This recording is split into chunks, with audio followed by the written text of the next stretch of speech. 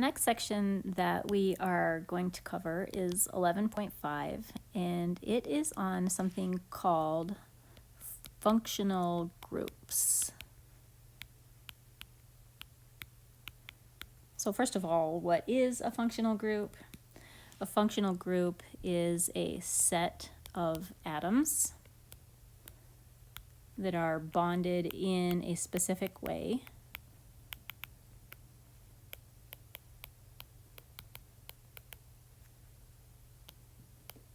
And they're important to us as chemists because this set of atoms and the way that they're bonded dictates a molecule's properties.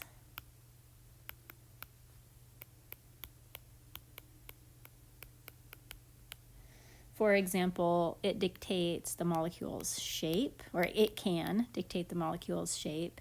It can dictate the molecule's reactivity. It could dictate its stability. It could dictate its melting point, the temperature at which it melts, or its boiling point. So a lot of different things are dictated by the functional groups.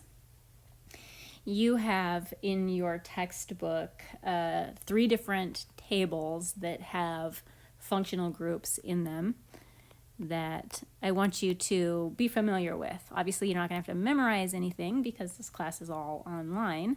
I want you to be able to find these tables of functional groups and know how to use them. So what I'm doing right now is just writing down the tables and what page they're on. Now, these page numbers might not be exactly right depending on which edition of the text you're using, but the table number is correct. So it's tables 11.2, 11.3, and 11.4, and these tables are all around page 380 something in your textbook. And let me show you what they look like. So here's the first one, table 11.2, and this is showing you 4 of the different functional groups.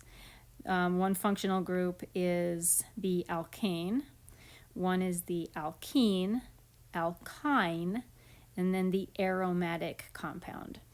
And over in this column right here, this is the next one I want you to look at, it's giving you an example of a molecule that contains that functional group. So this is an example of a molecule that contains the alkane functional group. It's kind of a boring functional group.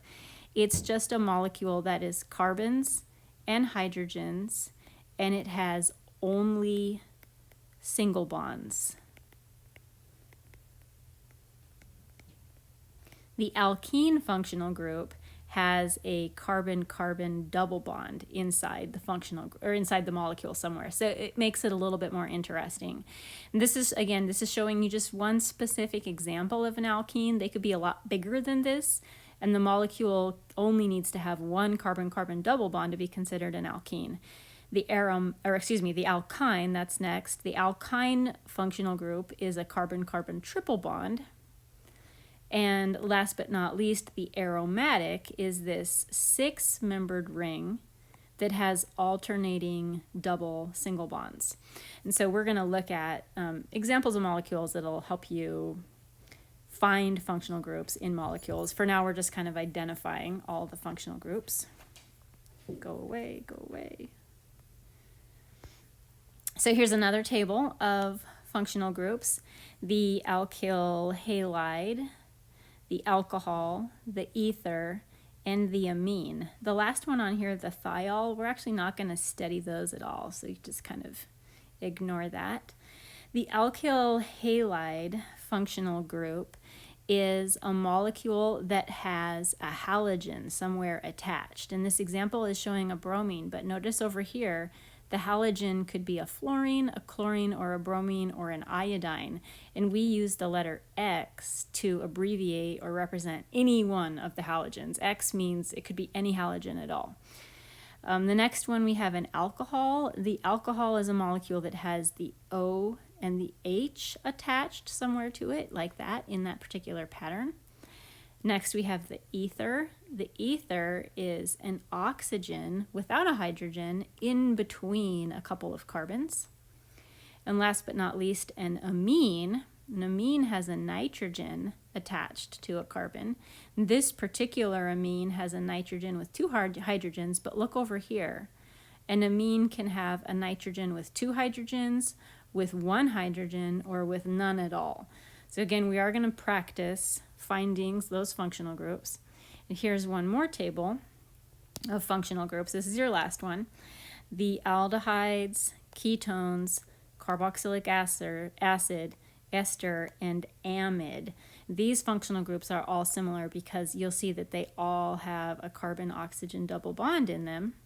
They're different in terms of what's attached to the carbon-oxygen double bond. Aldehyde is unique in that it has a hydrogen attached to the carbon-oxygen double bond. It could have two hydrogens. So like let's over here. Both of these could be hydrogens and it would be an aldehyde. Ketone has two carbons attached to the carbon-oxygen double bond. A carboxylic acid has an OH attached to the carbon-oxygen double bond. An ester has an O, but not an OH attached to the carbon-oxygen double bond. And the amide has a nitrogen. Could be an NH2, could be just one hydrogen, could be no hydrogens at all, just like with the amines. The nitrogen attached to the carbon-oxygen double bond. So those are the functional groups. And what I want you to be able to do is look at a molecule and find the functional group. So that's what we're going to do on a worksheet next.